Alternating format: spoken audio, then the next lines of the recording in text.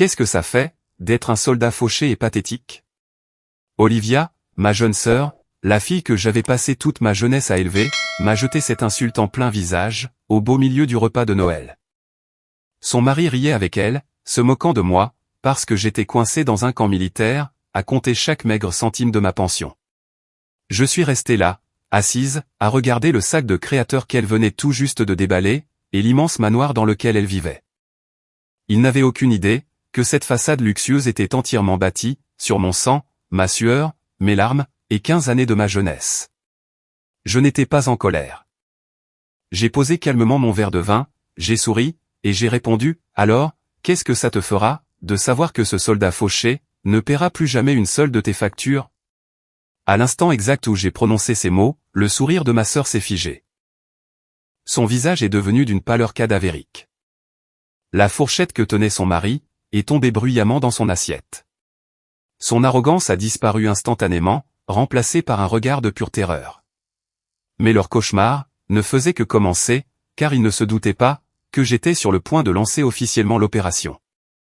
Avant que je ne vous raconte ce qui s'est passé, prenez un moment pour aimer et vous abonner à la chaîne, mais seulement si cette histoire résonne en vous.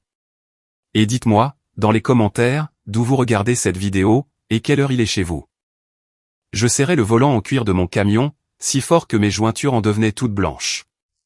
Les lourds pneus crissaient violemment sur les routes dangereuses et verglacées. Les essuie-glaces balayaient vigoureusement la neige épaisse qui s'accumulait, mais la tempête à l'extérieur était d'un silence assourdissant, comparé à l'écho vicieux de l'insulte de ma sœur, qui résonnait implacablement dans mes oreilles. Un soldat pauvre et pathétique. Cette phrase tournait en boucle, chaque répétition m'entaillant plus profondément que la précédente. J'avais survécu à des tirs de mortier, et à des eaux hostiles, mais rien dans ma carrière ne m'avait jamais frappé aussi fort que ces 5 mots, sortis de la bouche de la personne que j'avais tout sacrifié pour protéger. Ma mâchoire était verrouillée, les tendons de mon cou se tendaient contre le col de mon manteau. J'ai appuyé plus fort sur l'accélérateur, le moteur gémissant sous l'effort, désespéré de mettre de la distance entre moi et ce manoir empoisonné. Puis, comme un coup physique en pleine poitrine, la transition psychologique m'a frappé. Je n'étais plus assise dans mon camion glacial. J'étais soudainement ramené en arrière, debout dans une chambre d'hôpital stérile, et d'une blancheur aveuglante, il y a exactement 15 ans de cela. L'odeur chimique et piquante de l'alcool à friction, et des draps javelisés, remplissait mes poumons, m'étouffant de chagrin. Le moniteur cardiaque bipait, selon un rythme lent et angoissant.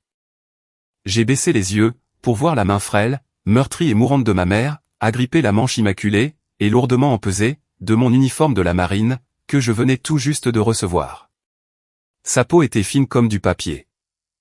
Ses veines dessinaient la carte effacée d'une vie passée à enchaîner les doubles gardes, à l'usine textile, pour que ses 2 filles puissent manger. Elle ne s'était jamais plainte, ne serait-ce qu'une fois. Elle n'avait jamais rien demandé en retour. Et maintenant, elle se mourait dans un hôpital de comté, parce qu'elle avait refusé de dépenser de l'argent pour ses propres examens de santé, choisissant plutôt de mettre chaque euro disponible dans nos déjeuners scolaires et nos manteaux d'hiver. Ses yeux étaient voilés par les médicaments, désespérés, et emplis d'une terreur profonde, que j'ai instinctivement absorbée dans ma propre âme. Elle n'a pas regardé l'insigne de mon grade. Elle ne m'a pas demandé d'être une héroïne pour mon pays, ou de survivre aux guerres à venir. Au lieu de cela, elle m'a confié une mission singulière, et inéluctable, qui allait dicter toute la trajectoire de ma vie d'adulte, m'enchaînant avec des liens invisibles. Ses derniers souffles étaient incroyablement fragiles.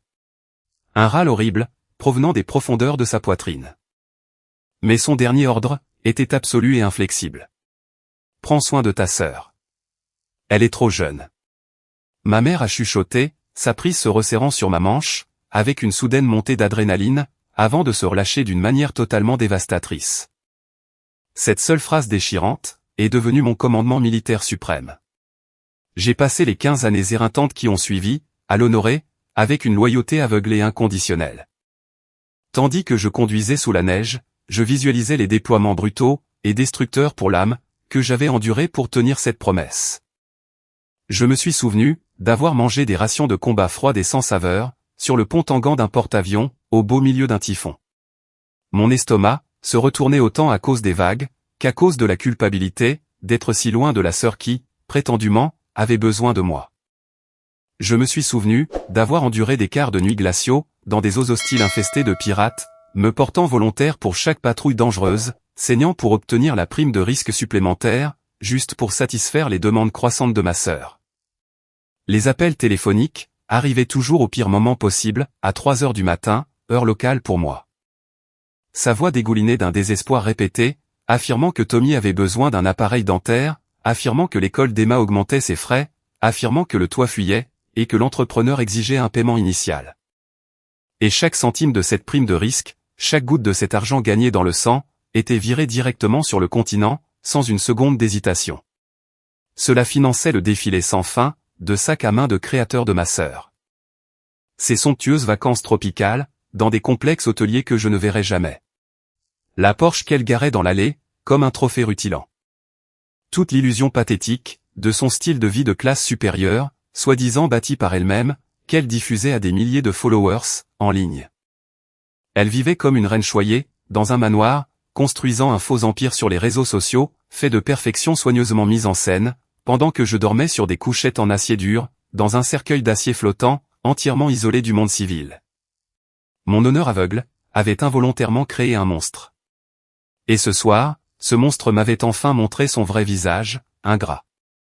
Ce souvenir amer s'est brisé brusquement, alors que je me garais enfin, dans mon allée silencieuse et recouverte de neige, juste avant l'aube. Ma maison était entièrement plongée dans l'obscurité, un contraste saisissant, et brutal, avec les lumières de fête criardes, et odieuses, du manoir que je venais d'abandonner. Je n'ai pas pris la peine de retirer mes lourdes bottes, couvertes de neige. J'ai marché droit dans le couloir, jusqu'à mon bureau, l'air à l'intérieur y étant glacial, et vicié. Je me suis laissé tomber lourdement sur un genou, sur le plancher en bois dur, et j'ai fait tourner agressivement, le cadran lourd et gelé, de mon coffre-fort militaire en acier. Le mécanisme de verrouillage complexe s'est ouvert avec un claquement métallique sourd et satisfaisant. À l'intérieur de ce coffre, il n'y avait pas de médailles brillantes, pas de citations encadrées, et pas de cartes tactiques classifiées. Il n'y avait que des registres financiers, impeccables et méticuleux, que j'avais conservés, par pure habitude militaire. Chaque reçu était catalogué, chaque transfert enregistré, chaque mensonge documenté, sans même le savoir. J'ai retiré agressivement les piles incroyablement épaisses de relevés bancaires, les jetant au centre de mon bureau en acajou. Le papier semblait incroyablement lourd, lesté par 15 années de trahison. J'ai tracé, avec mon doigt calleux, les colonnes imprimées. Chaque ligne était l'enregistrement de ma propre soumission naïve. Des chèques de frais de scolarité, pour une école privée, qui facturait 40 000 € par an, pour une éducation que ma sœur prétendait non négociable, alors qu'elle-même n'avait jamais terminé l'université communautaire. Des dépôts, pour un appartement en copropriété de luxe, que ma sœur utilisait uniquement comme toile de fond pour ses photos sur les réseaux sociaux, un endroit qu'elle visitait 2 fois par mois pour créer du contenu, et qu'elle laissait vide le reste du temps. Pendant que je payais l'intégralité du loyer. Des paiements de voitures astronomiques, pour des véhicules que je n'avais jamais conduits, et dans lesquels je ne m'étais jamais assise. Des renflouements d'urgence, qui coïncidaient commodément, avec les lancements de sacs de créateurs, et les dates limites de réservation de complexes hôteliers. Le tout, toujours accompagné, du même message vocal haletant, affirmant que les enfants étaient malades, ou que la chaudière était en panne. Je me suis souvenu, d'un appel spécifique, datant d'il y a 8 ans, qui brûlait maintenant dans ma mémoire, avec une clarté renouvelée. Je venais de terminer une rotation d'alerte de 72 heures, pendant une période particulièrement dangereuse, en mer de Chine méridionale. Mes yeux étaient irrités, à force de fixer les écrans radars. Mon uniforme empestait la sueur, et l'air recyclé vicié. Le téléphone satellite a sonné, au milieu de la nuit, et la voix de ma sœur a grésillé, empreinte d'une fausse panique. Elle m'a dit que Tommy avait été transporté d'urgence aux urgences, avec une forte fièvre, et qu'elle ne pouvait pas payer la facture de l'hôpital. J'ai autorisé un virement d'urgence, de 5 000 €, sans poser la moindre question. 2 semaines plus tard, en faisant défiler son fil public sur les réseaux sociaux, lors d'un rare moment de permission à terre, j'ai trouvé une photo d'elle, postée exactement le même jour, où elle m'avait appelé en pleurant. Elle se prélassait, au bord de la piscine, dans un complexe 5 étoiles à Cancun, un cocktail à la main. La légende disait, béni self-made je vis meilleure vie. Tommy n'était jamais allé aux urgences. La fièvre était un mensonge. Les 5 000 € lui avaient payé des vacances.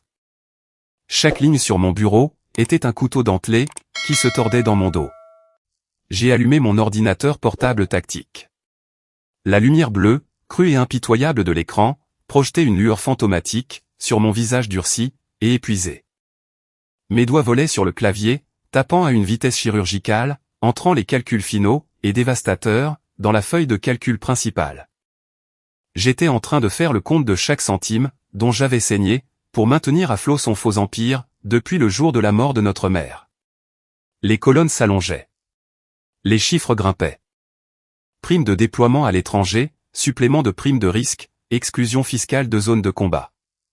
J'aurais pu investir. Tout cela avait été canalisé directement dans ses mains ouvertes et avides. Le total final a clignoté sur l'écran, en chiffres noirs, froids et gras. 1 150 000 €. L'ampleur pure et terrifiante de l'exploitation m'a frappé comme un coup physique en plein sternum, me coupant le souffle. Je me suis penché en arrière sur ma chaise. Le cuir a grincé, sous le changement soudain de poids. 1,15 million. Ce chiffre représentait chaque nuit d'insomnie sur le pont d'un porte-avions en proie au roulis, chaque vacances manquée, chaque anniversaire, que j'avais célébré seul, avec une tasse de café instantané froid, pendant qu'elle sabrait le champagne, dans une salle de bal que j'avais payée. L'honneur aveugle, et pathétique, qui me maintenait enchaîné à la promesse faite à ma mère mourante, est mort à 7 millisecondes précises. Il s'est évaporé, remplacé par quelque chose d'entièrement différent. Quelque chose de tranchant, de propre, et de froid. J'ai levé la main, et j'ai essuyé violemment, une seule larme traîtresse, qui avait osé s'échapper de mon œil. Mon chagrin persistant s'est cristallisé instantanément, en une résolution tactique pure, et inaltérée. La civile douce et indulgente en moi, était morte. Le commandant de fer, s'était éveillé. Et elle calculait la trajectoire exacte, pour infliger un maximum de dommages collatéraux. J'ai attrapé mon téléphone crypté, initiant la campagne militaire, pour couper définitivement la ligne de ravitaillement de l'ennemi. Peu de temps après ces fêtes de fin d'année épuisantes, la ville civile a repris le travail. Mais moi, je suis retourné à la guerre. J'ai mis les pieds dans mon bureau de commandement naval, immédiatement enveloppé, par la rigidité réconfortante et inflexible, du protocole militaire. Les saluts secs dans le couloir, les uniformes impeccables, et la discipline de fer de mes troupes, offraient un contraste profondément stabilisateur, avec le chaos civil, et le sentiment de droit acquis de ma sœur. Je me suis assise à mon lourd bureau en métal, la surface froide m'ancrant dans la réalité. J'ai complètement ignoré mon téléphone portable personnel, le repoussant à l'extrémité du bureau, où je ne pouvais pas voir l'écran. À la place, j'ai décroché le lourd combiné de la ligne cryptée sécurisée, connecté directement à la direction de la banque militaire. Je n'étais plus une sœur en deuil, offrant des aides pathétiques, pour maintenir la paix. J'étais un officier commandant, identifiant et neutralisant, une menace parasitaire, pour ma propre survie. J'ai pris une respiration tactique et lente, compartimentant complètement mes émotions, enfermant toute pitié persistante, dans un coffre-fort mental. J'étais sur le point d'initier une frappe, qui ne pourrait pas être annulée. Parlant avec une autorité froide, mesurée, et terrifiante, j'ai contourné les opérateurs standards, et j'ai ordonné aux représentants de la banque militaire, d'exécuter une annulation totale et immédiate, de tous les transferts automatisés. Je leur ai ordonné, de geler définitivement, chaque carte de crédit secondaire, et de couper tous les comptes civils associés, opérant sous la possession de ma sœur. Je leur ai commandé, de mettre en œuvre un blocage avec tolérance zéro, sur toute demande de découvert, m'assurant que pas un seul centime ne pourrait passer entre les mailles du filet. Aucune période de grâce. Aucun avertissement. Aucune exception. Pendant que l'employé tapait frénétiquement de son côté, confirmant verbalement l'exécution de mes ordres un par un sombre souvenir a refait surface. Je me suis souvenu, de la voix implacable et pleine d'exigence de ma sœur au téléphone, 3 ans auparavant. Son ton dégoulinait d'une urgence répétée, exigeant juste un peu plus pour l'école privée des enfants, alors que j'ai découvert plus tard, qu'elle réservait simultanément un vol en première classe pour les Bahamas, avec exactement le même transfert. Elle avait menti, sur les besoins des enfants, pour financer ses vacances. Ce souvenir spécifique a brûlé la dernière particule microscopique de mon hésitation. Cela n'a fait que cimenter mon absence absolue de pitié. J'ai raccroché le lourd combiné, le clic sonore résonnant dans le bureau silencieux, comme le chargement d'une cartouche. Le piège était officiellement tendu. L'oxygène financier avait été coupé. À des kilomètres de la discipline austère, de ma base navale, ma sœur se pavanait dans un centre commercial haut de gamme, et scintillant, totalement inconsciente de la guillotine financière, qui venait de s'abattre sur sa nuque. Elle était plongée dans une frénésie d'achat post-Noël. Elle portait avec arrogance des piles de lourdes boîtes de créateurs de marque, jusqu'à la caisse d'une boutique de luxe. Son menton était levé. Sa démarche était l'allure étudiée de quelqu'un habitué à être servi. Elle a affiché son sourire artificiel et hautain, au personnel soumis, et a passé négligemment sa familière carte de crédit platine. Un bip d'erreur aigu, fort, et incroyablement embarrassant, a résonné dans la boutique silencieuse, coupant la douce musique de fond, comme une alarme incendie. Les doigts du caissier se sont figés au-dessus de la caisse. Il a baissé les yeux vers l'écran, puis vers ma sœur, puis à nouveau vers le bas, espérant clairement que l'affichage changerait. Ce ne fut pas le cas. Il s'est raclé la gorge maladroitement, s'est légèrement penché en avant, et l'a discrètement informé que la carte était refusée. Le mot « refusé » flottait dans l'air entre eux, comme une gifle. Le sourire artificiel de ma sœur a disparu, instantanément, remplacé par la première fissure de confusion qu'elle ait jamais ressentie dans une file d'attente de caisse. Elle a repris la carte d'un coup sec, le visage rouge pivoine. Réessayez. Votre machine est de toute évidence cassée, a-t-elle lancé, avec une arrogance venimeuse. Elle a passé violemment une deuxième carte. Refusée. Puis une troisième carte. Refusée. Toutes, sans exception. La foule aisée de la boutique a commencé à fixer, murmurant derrière leurs mains, alors que sa façade de grande bourgeoise préfabriquée s'effondrait publiquement dans une humiliation pathétique, juste là, à la caisse. Une femme derrière elle a soupiré d'impatience. Le vendeur a lentement commencé à reprendre les boîtes de créateurs. Ma sœur est restée plantée là, avec rien d'autre que du plastique vide en main, et le visage empourpré, par le genre de honte qu'elle n'avait jamais goûté auparavant.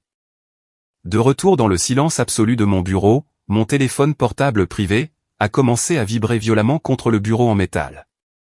Je l'ai laissé sonner 3 fois, regardant l'écran palpiter avec son nom, avant de décrocher. Sa voix était stridente, frénétique, et dégoulinait d'un mélange toxique, de rage arrogante, et de panique montante.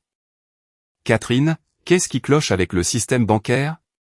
Toutes mes cartes sont bloquées. La banque dit qu'elles sont verrouillées. Appelle-les, et règle ça tout de suite. Je suis coincé au centre commercial. » Je me suis penché lentement en arrière, dans ma chaise en cuir, me tournant pour regarder les vagues grises et glaciales de l'océan, s'écraser violemment contre les barrières en béton de la base navale, par la fenêtre. Je n'ai pas haussé la voix. Je n'ai pas bronché. J'ai parlé avec la précision effrayante et détachée, d'un tireur d'élite pressant doucement sur la détente. Il n'y a pas d'erreur technique, Olivia. L'opération d'aide est officiellement terminée.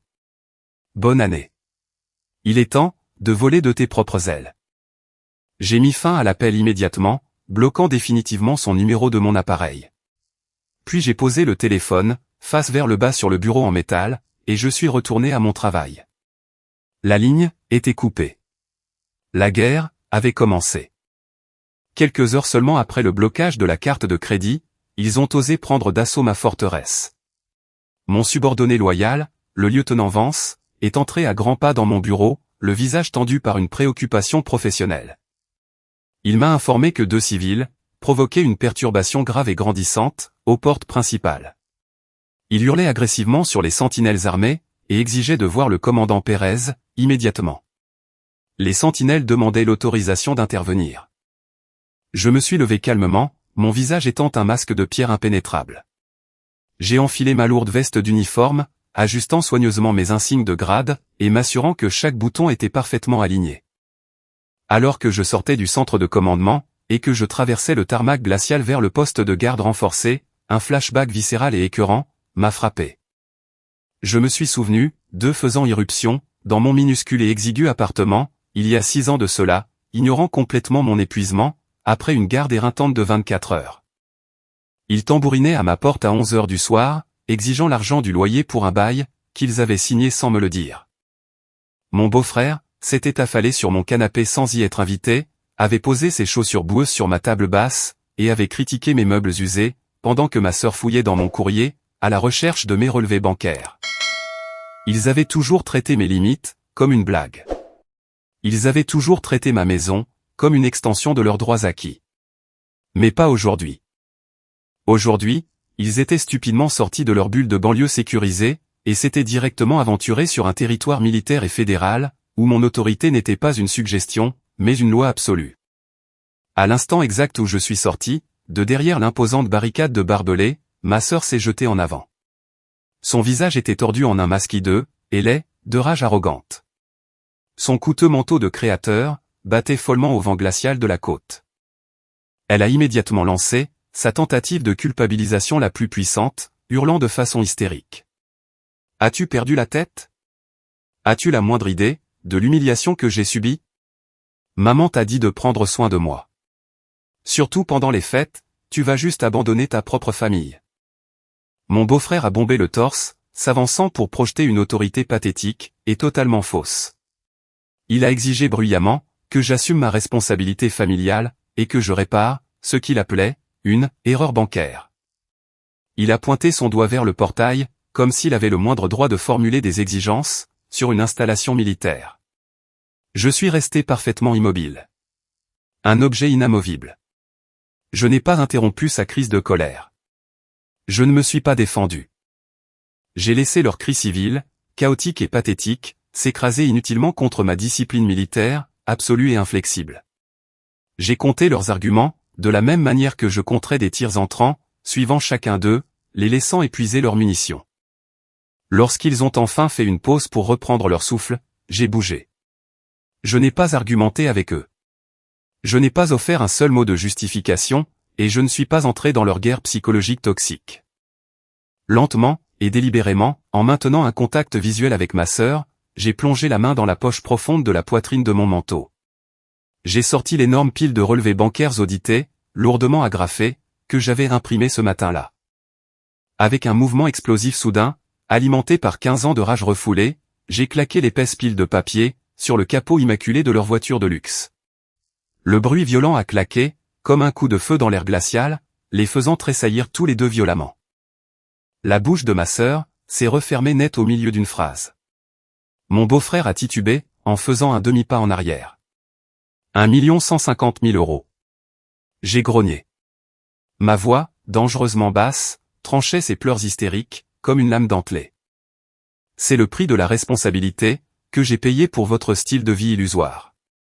Maman m'a dit d'aider ma sœur à avoir une éducation, pas de financer une princesse et son mari inutile, pendant 15 ans. Ma sœur a balbutié, la mâchoire décrochée. Ses yeux balayaient l'espace, dans une panique pure et inaltérée, alors que sa tactique de manipulation de base était réduite en confetti, devant les gardes lourdement armés. Ces derniers observaient la scène, avec une indifférence professionnelle glaciale. Je me suis avancé directement dans son espace personnel, réduisant la distance, jusqu'à ce qu'elle soit forcée de lever les yeux vers moi. Mes yeux étaient totalement dénués de toute chaleur ou amour familial. La famille n'est pas une mine d'or à exploiter pour vous. J'ai ordonné avec un ton, glaçant le sang dans ses veines. J'ai fait un demi-pas délibéré en arrière, et j'ai délivré mon ordre létal final. Si vous ne quittez pas cette installation fédérale dans exactement 10 secondes, j'ordonnerai à la police militaire de vous arrêter tous les deux, pour menace à la sécurité nationale. J'ai fait un signe de tête sec, en direction des gardes. Les sentinelles se sont instantanément avancées à l'unisson, les mains posées sur leur équipement tactique. La terreur nue et pure, dans les yeux de ma sœur, était magnifique. Toute son arrogance a déserté son visage, en un seul battement de cœur, remplacé par la peur animale brute, de quelqu'un qui était finalement entré dans une cage, dont il ne pouvait se sortir par la manipulation. Ils se sont précipités frénétiquement dans leur voiture. Mon beau-frère s'est tellement embrouillé avec les clés, qu'il les a fait tomber 2 fois dans la neige. Les pneus ont hurlé contre l'asphalte gelé, alors qu'ils démarraient en trombe des portes, réalisant enfin que mon pouvoir sur eux était absolu. Les sentinelles sont retournées à leur poste. Vance est apparu silencieusement, à mon épaule. J'ai tourné les talons, et je suis retourné dans mon centre de commandement, à pas cadencés, sans me retourner. Des semaines ont passé, dans un silence assourdissant. L'avalanche catastrophique des factures de fin d'année a finalement frappé leur foyer, avec la force d'une bombe. Sans mes fonds militaires inépuisables, pour agir comme un barrage financier protecteur, leurs comptes bancaires ont plongé instantanément, dans le rouge cramoisi. Depuis le pont désolé, et glacial, d'un navire de la marine, lors d'un déploiement classifié, je regardais l'océan d'un noir d'encre. Les embruns salés et glacés, me piquaient les joues. Je me suis souvenu, des innombrables fêtes que j'avais passées, complètement isolé ici, grelottant dans le vent, mangeant des dîners de dinde reconstitués à partir de sachets scellés, sur des plateaux en métal. Pendant ce temps, je regardais d'autres marins appeler leur famille en vidéo. Tout cela, juste pour que ma sœur puisse se gaver avec un traiteur hors de prix, et publier des photos de sa fausse perfection, à un public d'étrangers envieux. Maintenant, les rôles s'étaient violemment inversés. Les murs financiers se refermaient rapidement, sur leur empire de mensonges. Mon subordonné loyal m'a informé, par des canaux cryptés, qu'il recevait des dizaines d'appels automatisés et agressifs par jour, de créanciers en colère. Les agences de recouvrement envoyaient de grosses enveloppes, avec des avertissements tamponnés en rouge. La bulle protectrice et luxueuse, que j'avais stupidement maintenue pendant une décennie et demie, s'était évaporée du jour au lendemain. Ils se noyaient, dans une mer orageuse de dettes, qu'ils avaient créée de leurs propres mains. Et j'avais coupé la corde de sauvetage, de manière décisive. La première victime majeure de ma tactique de la faim, fut sa fierté et sa joie absolue. La société de financement, fatiguée des avertissements ignorés et des appels sans réponse, a dépêché une dépanneuse poids lourd, dans leur allée enneigée et entretenue, un mardi matin. Ma sœur, se tenait sur sa pelouse immaculée, dans une agonie purement paralysante. Elle serrait son coûteux manteau en cachemire, en regardant le lourd treuil hydraulique, s'accrocher violemment au châssis, de sa précieuse Porsche Cayenne. Elle a hurlé hystériquement après l'homme chargé de la saisie, un type au cou épais, dans une veste tachée, qui avait clairement fait ça 1 millier de fois auparavant. Elle a exigé qu'il s'arrête. Elle a menacé de le poursuivre en justice. Elle lui a dit qu'elle le ferait renvoyer. L'homme lui a simplement tendu l'avis de retard rose vif, avec un regard de totale indifférence, et est remonté dans la cabine de son camion.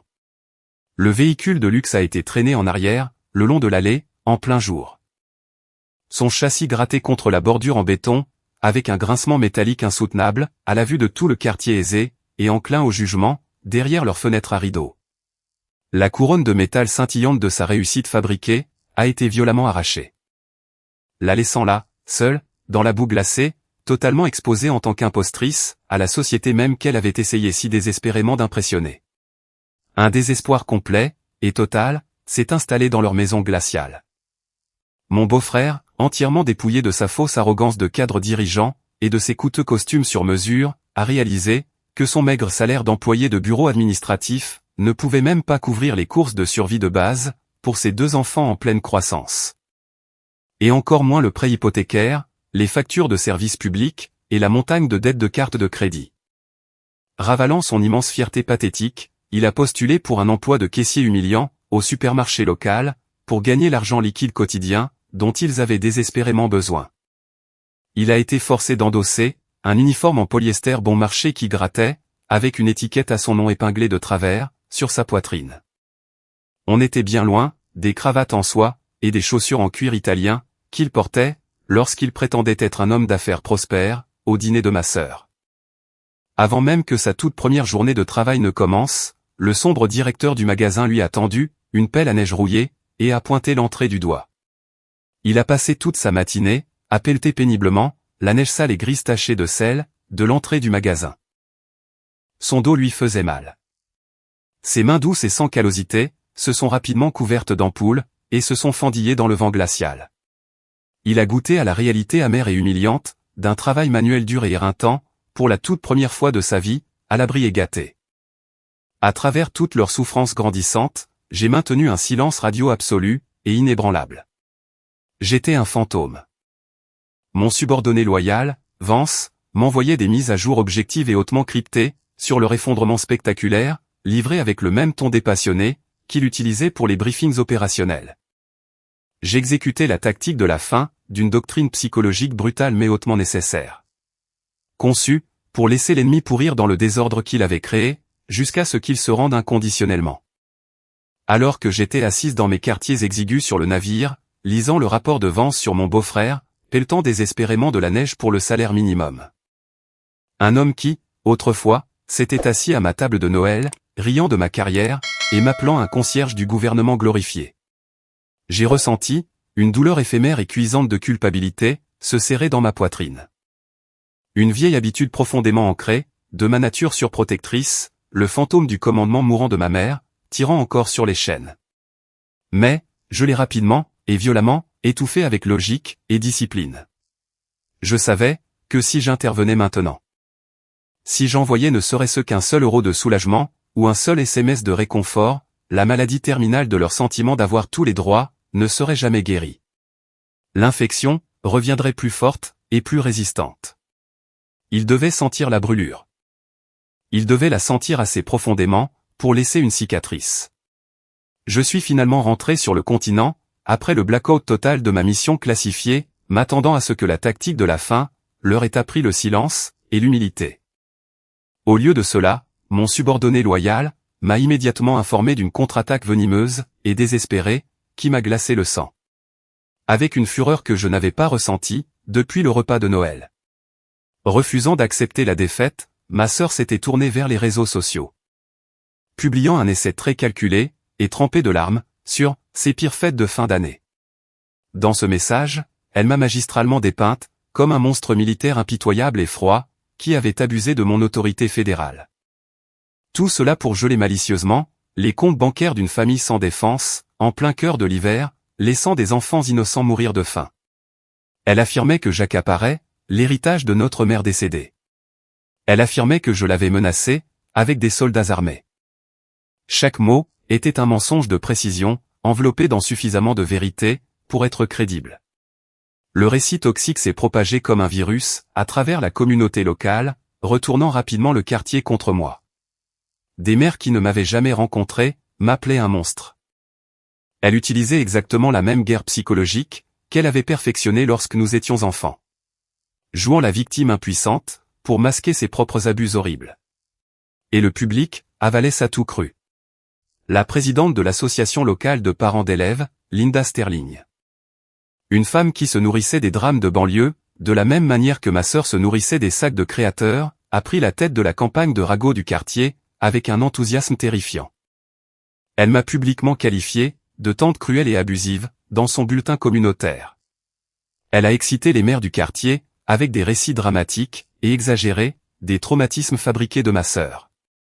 Un flashback viscéral m'a frappé, alors que je lisais le message de Linda. J'avais de nouveau 12 ans, debout dans notre cuisine exiguë, regardant ma sœur verser des larmes de crocodile dans le tablier de notre mère, prétendant que je l'avais frappée. Je ne l'avais pas touchée. Elle avait cassé le vase en céramique préféré de notre mère, en essayant de voler des biscuits sur l'étagère du haut, mais les larmes ont fonctionné. Elles ont toujours fonctionné. Notre mère m'a giflé en plein visage, sans me poser la moindre question. Et ma sœur m'a fait un sourire narquois, derrière son dos. 25 ans plus tard, le mode opératoire était identique. Seul le public s'était agrandi. Mon sang a bouilli instantanément, se transformant en une fureur froide, mortelle, et calculée. Je n'ai pas posté une réfutation pathétique en ligne. Je ne me suis pas engagé dans une joute verbale numérique avec des femmes au foyer anonyme. J'ai préparé une contre-attaque physique, chirurgicale et irréfutable, conçue pour détruire son faux récit. De manière permanente, en personne, devant la communauté même, qu'elle avait montée contre moi. Je suis entré d'un pas militaire, dans la réunion bondée du nouvel an de la communauté, portant mon grand uniforme immaculé. Chaque pli était net comme une lame de rasoir, mes médailles brillant sous les lumières fluorescentes crues. La salle bruyante est tombée dans un silence de mort, alors que je descendais l'allée centrale. La foule s'écartait devant moi, par pure intimidation. Mes bottes résonnaient sur le sol carrelé. Toutes les têtes se sont tournées, alors que Linda Sterling commençait bruyamment à condamner ma cruauté, depuis l'avant de la salle, serrant une impression de l'histoire larmoyante de ma sœur, comme un étendard de bataille. J'ai marché droit vers son podium. Sans prononcer un seul mot de défense émotionnelle, j'ai agressivement claqué, mes relevés financiers certifiés et tamponnés par la banque, directement sur sa table. L'impact a éparpillé ses papiers, sur le sol. J'ai lu, froidement et fort, les montants astronomiques exacts. Les frais de scolarité des écoles privées. Les dépôts pour le condo. Les paiements des voitures. Les vacances dans des complexes hôteliers. Chaque euro, que j'avais payé, pendant plus de 15 ans. Lisant chaque chiffre, lentement et clairement, pour que chaque personne dans cette pièce puisse entendre tout le poids de mon sacrifice. J'ai regardé Linda droit dans les yeux, alors qu'elle parcourait les chiffres vérifiés et authentifiés par la banque. Linda est devenue blanche comme un drap. Sa bouche s'ouvrait et se fermait, sans émettre de son. Elle a reculé, balbutiant de honte profonde, alors qu'elle réalisait qu'elle avait pris fait et cause pour une escroqueuse. Le clou final et dévastateur, dans le cercueil, est arrivé de l'arrière de la salle.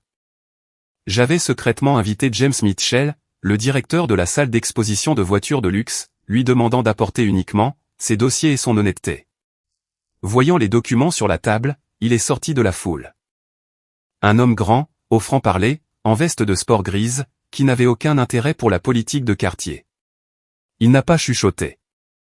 Il a projeté sa voix, pour que chaque membre de l'association de parents d'élèves puisse entendre clairement.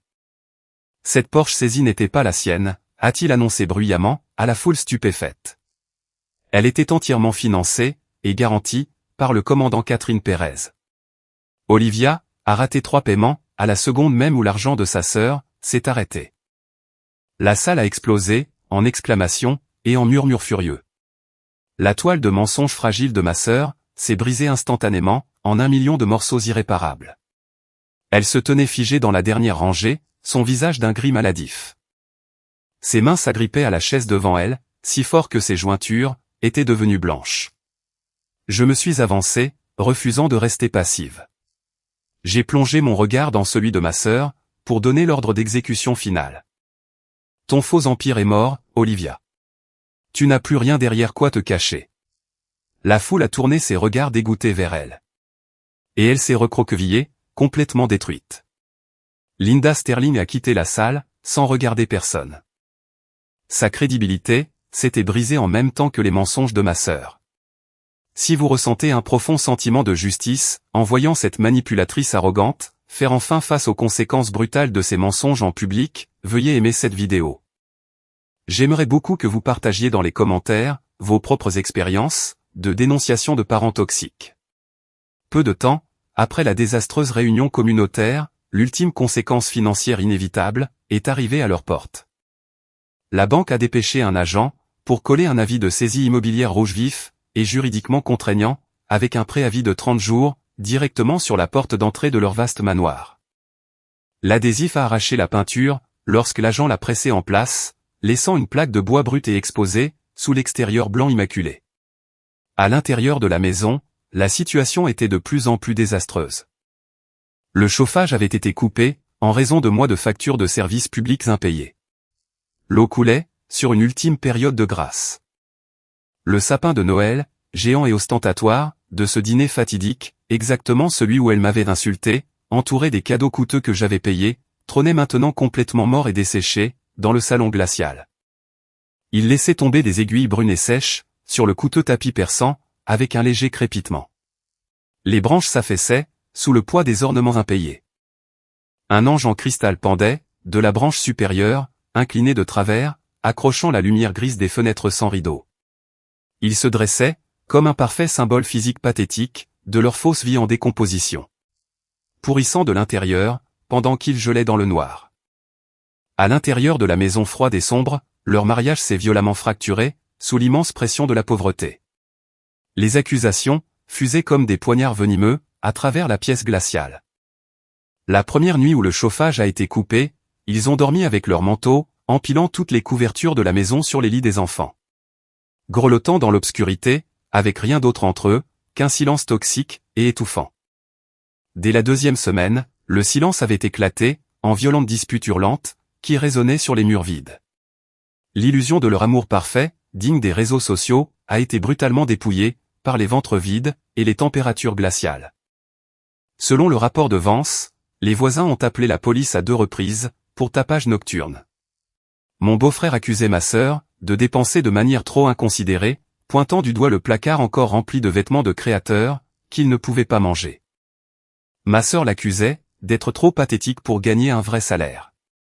Lui rappelant, que tous les hommes sur son fil de réseaux sociaux, conduisaient une meilleure voiture, que le bus qu'il prenait désormais. Il a riposté, avec la vérité. Elle ne supportait pas d'entendre que tout son style de vie était construit sur mon argent volé, et non sur le sien.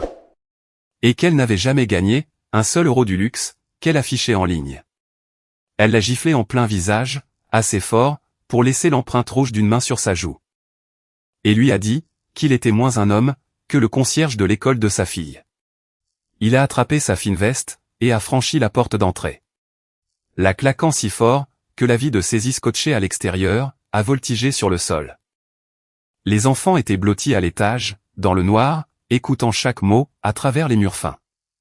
Assise dans mon bureau, chaleureux et hautement sécurisé, à l'autre bout de la ville, j'ai lu les rapports détaillés de Vance sur la détérioration de la situation. J'ai réfléchi aux années que j'avais passées à les protéger constamment des conséquences de leur propre choix. Chaque fois qu'une facture n'était pas payée, je la payais avant que les frais de retard ne tombent. Chaque fois qu'une crise éclatait, je la résolvais avec un seul virement bancaire. Chaque fois qu'ils dépensaient trop, j'absorbais silencieusement les dégâts, sans un mot de plainte. J'avais été leur équipe d'intervention d'urgence, leur police d'assurance, leur filet de sécurité sans fond. Et ils m'avaient remboursé, en m'appelant un soldat fauché, et pathétique, à leur table de Noël. J'ai réalisé maintenant que mon absence, et cette douleur atroce qu'ils subissaient, étaient le meilleur, et le plus nécessaire des professeurs qu'ils n'auraient jamais. J'ai dû laisser le feu les brûler entièrement, pour qu'ils apprennent enfin à respecter son intense chaleur dévastatrice. En rentrant chez moi, après une garde tardive et éreintante, j'ai arrêté mon camion de l'autre côté de la rue, face au supermarché local. À travers la vitre givrée, j'ai regardé mon beau-frère, qui comptait avec épuisement la petite monnaie sale à la caisse. Son visage était d'un gris creusé et complètement défait. Un client lui a jeté un reçu froissé, et il l'a ramassé sur le comptoir, sans protester. Mon cœur s'est profondément serré. Non pas pour les adultes, qui avaient mérité cet enfer, par leur propre arrogance, mais pour les enfants innocents, piégés à l'intérieur. Tommy et Emma n'avaient rien fait de mal. Ils n'avaient pas demandé de sac de créateur ou de Porsche. Ils n'avaient pas insulté ma carrière ou exploité mon salaire. Ils étaient les victimes collatérales d'une guerre qu'ils n'avaient pas déclenchée. J'ai immédiatement contacté mon subordonné loyal sur le canal crypté. J'ai secrètement ordonné à Vance d'acheter et de faire livrer de lourds manteaux d'hiver, des bottes isolées et de la nourriture très nutritive et non périssable. Le tout directement à mon neveu et ma nièce, à leur école.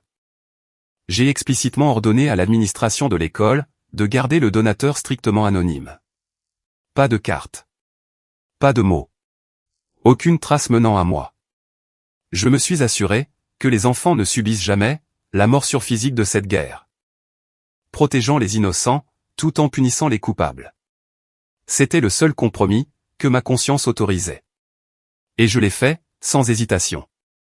Malgré la sécurité physique des enfants assurée, j'ai maintenu ma règle de zéro contact absolu et inébranlable avec ma sœur et son mari.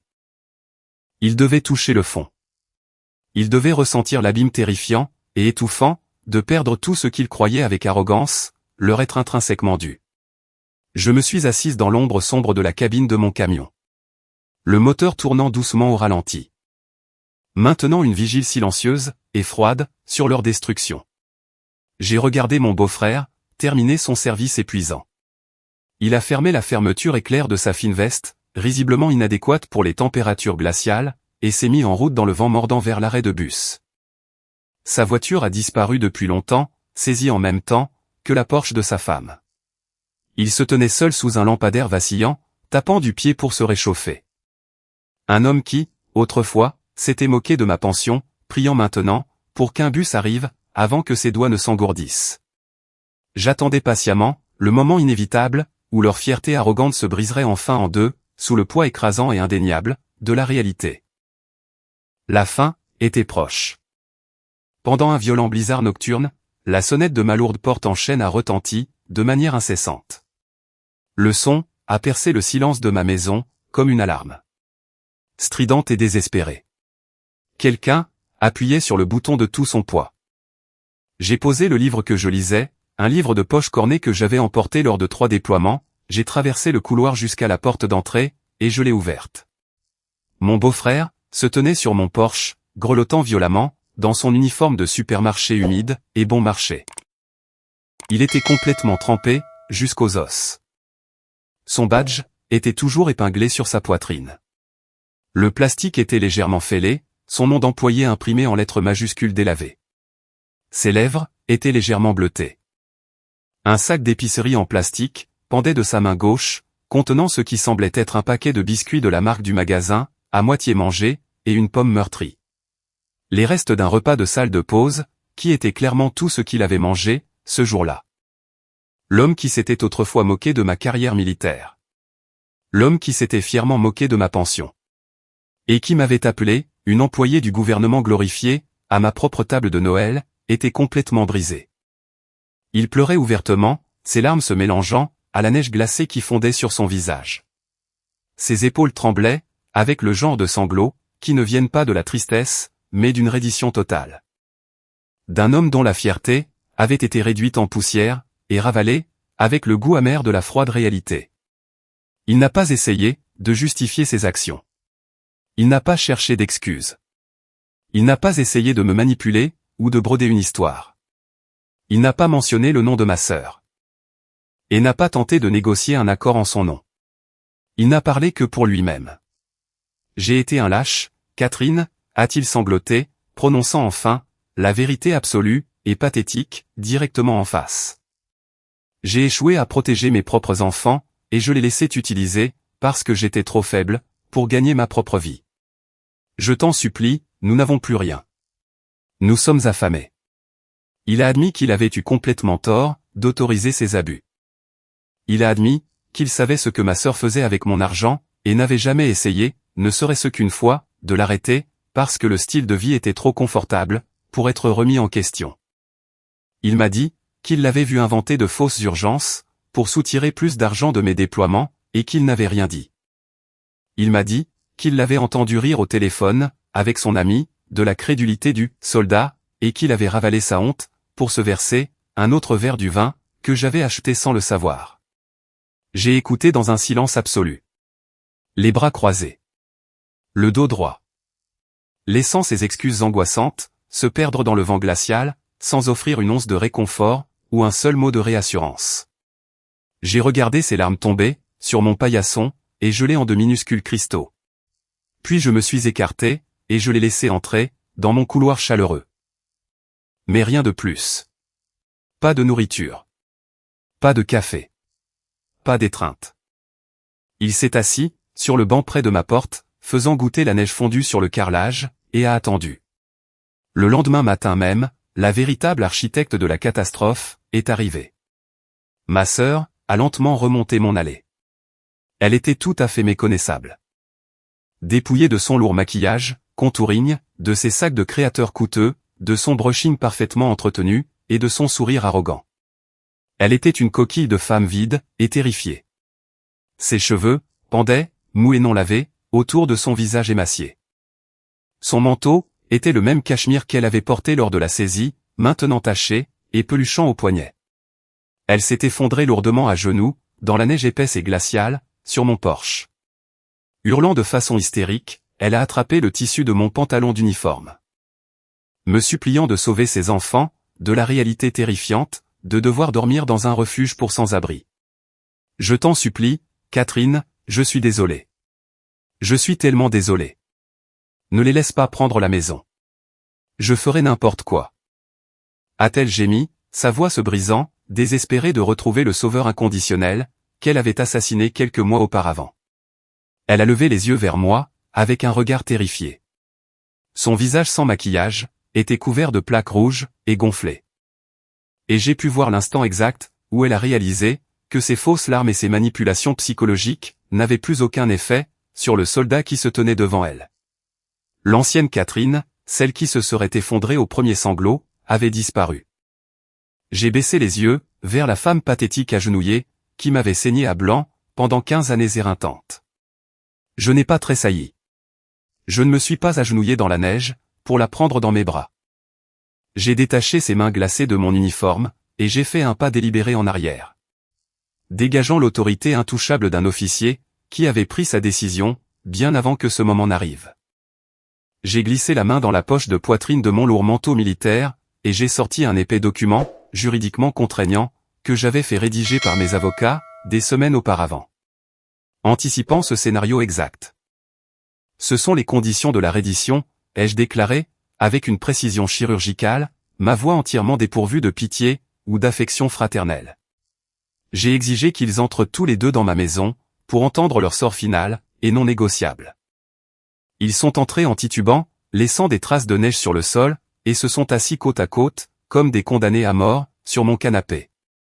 Mon beau-frère ne pouvait même pas croiser mon regard. Ma sœur agrippait l'ourlet de son manteau taché, et fixait le sol.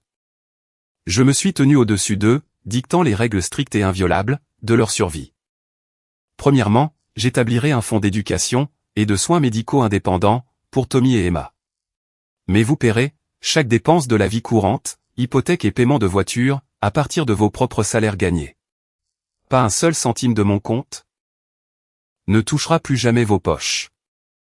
Je me suis penché en avant, fixant ma sœur dans les yeux, pour lui asséner le coup psychologique final et dévastateur.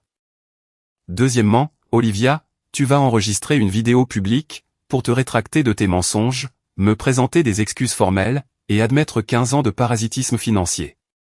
Elle a haleté, d'une horreur pure, se serrant la poitrine. Alors que sa peur la plus profonde de l'humiliation publique, se réalisait.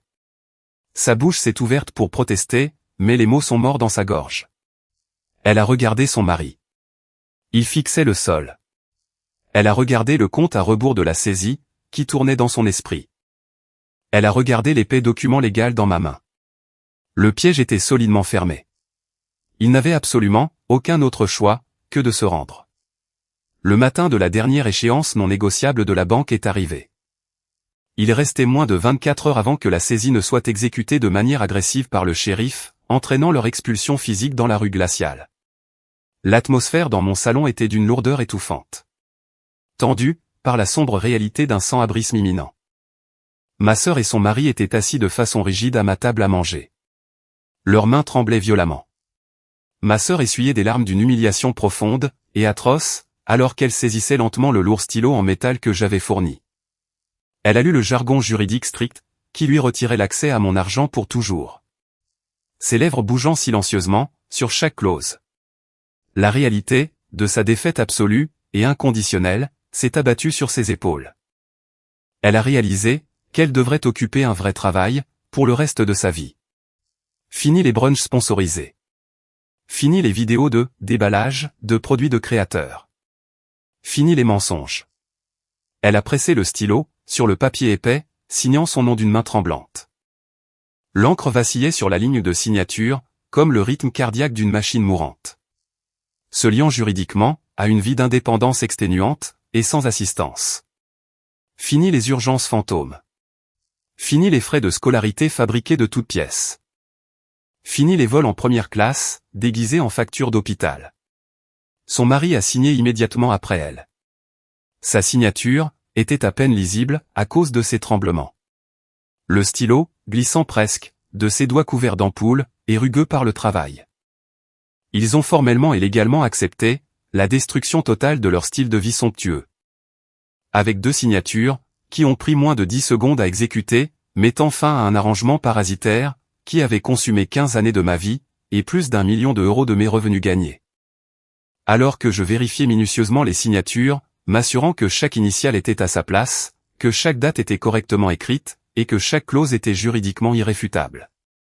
J'ai lentement sorti mon carnet de chèques. La couverture en cuir était usée par des années d'utilisation.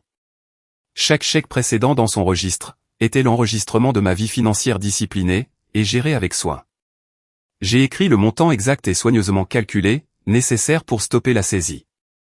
Assez pour satisfaire la banque et empêcher l'expulsion par le shérif. Pas un seul centime de plus, pour le confort de luxe, une nouvelle garde-robe ou un dîner de célébration. J'ai déchiré le chèque, le long de son bord perforé, d'un geste lent et délibéré. J'ai fixé l'encre bleue séchant sur le papier, les chiffres crus et définitifs, contre le fond vert pâle. C'était le dernier chèque que je ferais, avec leur nom, d'une quelconque manière associée à la transaction. Le dernier prix, de ma liberté financière permanente, de leur emprise parasitaire. J'ai détaché le chèque du carnet, et je l'ai jeté au centre de la table en bois. Le bruit sec, et claquant, du papier frappant le bois, était assourdissant dans la pièce silencieuse.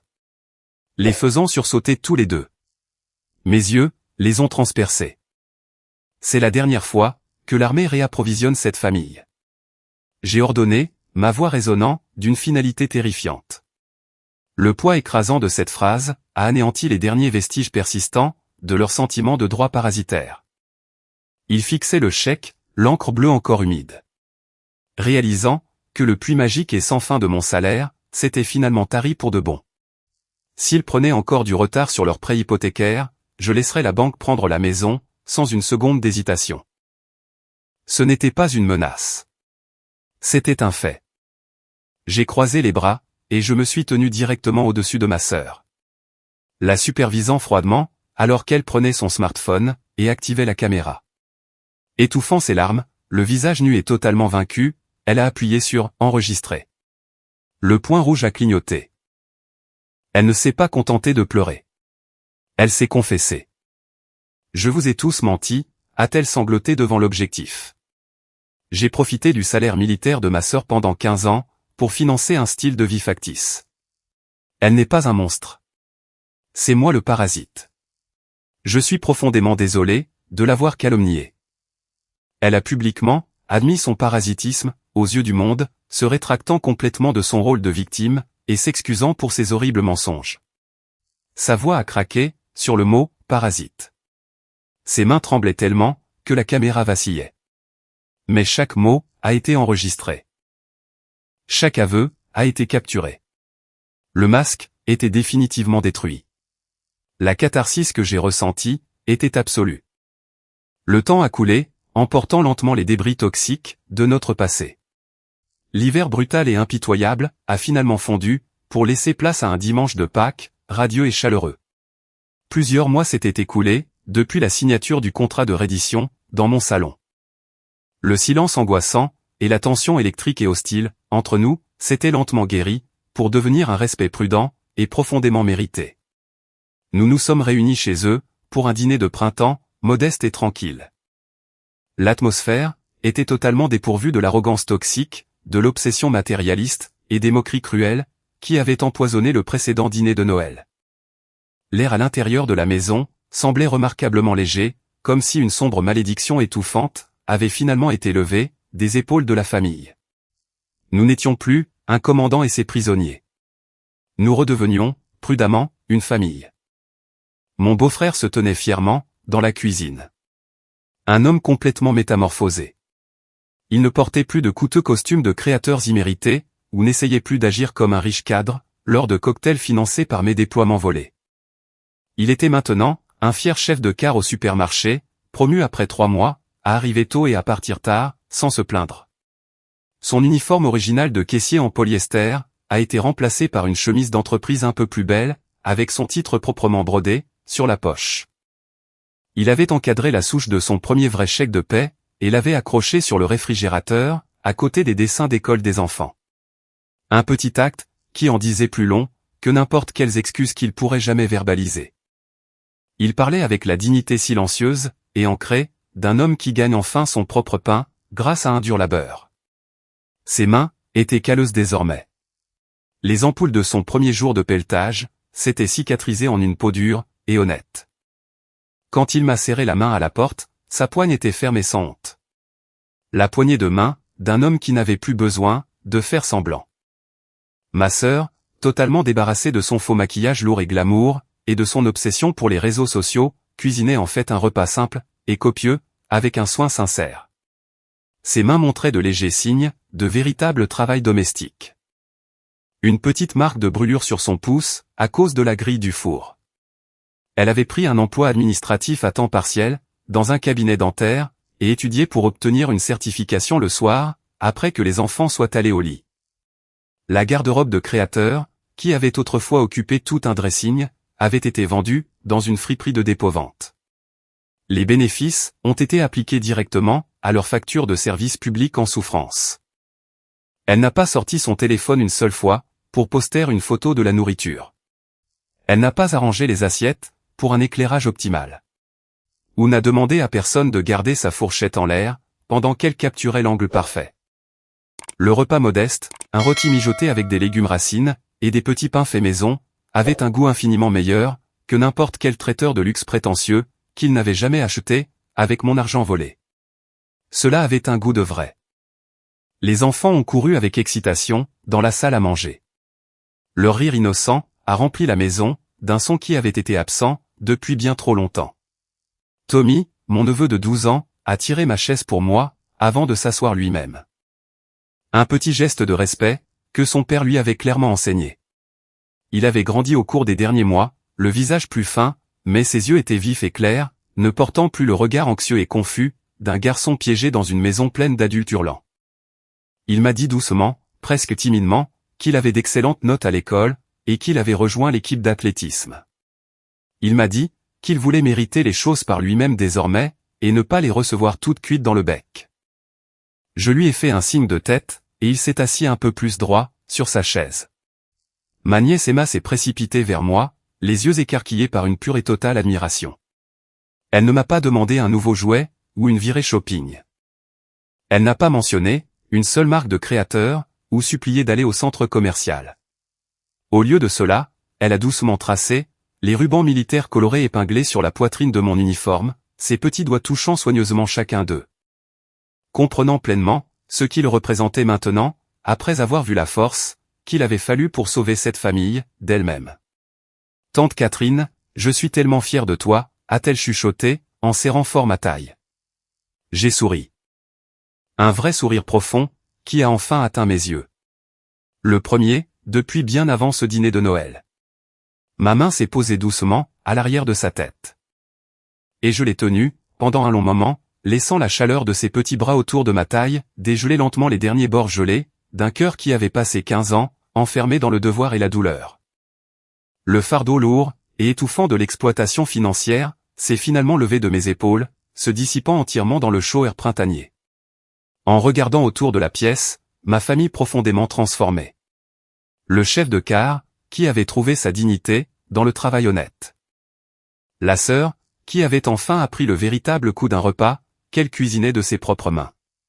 Les enfants qui riaient, non pas parce qu'ils avaient de nouveaux jouets, mais parce qu'ils avaient deux parents, enfin présents dans la même pièce, sans crier. La vérité ultime, s'est installée paisiblement, dans mon cœur.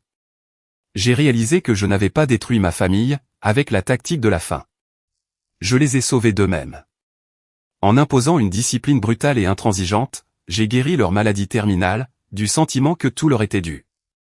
La promesse faite à ma mère sur son lit de mort, était enfin vraiment honorée, de la façon dont elle était censée l'être. Elle ne m'avait pas demandé de financer une escroqueuse. Elle m'avait demandé, de prendre soin de ma sœur. Et prendre soin de quelqu'un, cela signifie parfois, le forcer à voler de ses propres ailes, même quand il crie, et vous supplie de le porter. Je me tenais dans la lumière dorée et chaude du soleil, qui traversait la fenêtre, sentant la chaleur sur mon visage. Sachant que j'avais forgé, un héritage permanent de véritable force, de respect mutuel, et d'indépendance absolue. Le long et rude hiver, était terminé. La guérison, était enfin complète. Si ce voyage éreintant, qui consiste à transformer une profonde trahison familiale, en une réalité guérie et autosuffisante, vous a inspiré, veuillez laisser un « j'aime » et vous abonner à la chaîne, pour d'autres histoires vraies de résilience. N'hésitez pas à partager vos propres souvenirs, sur la façon dont vous avez surmonté la manipulation familiale, dans les commentaires ci-dessous.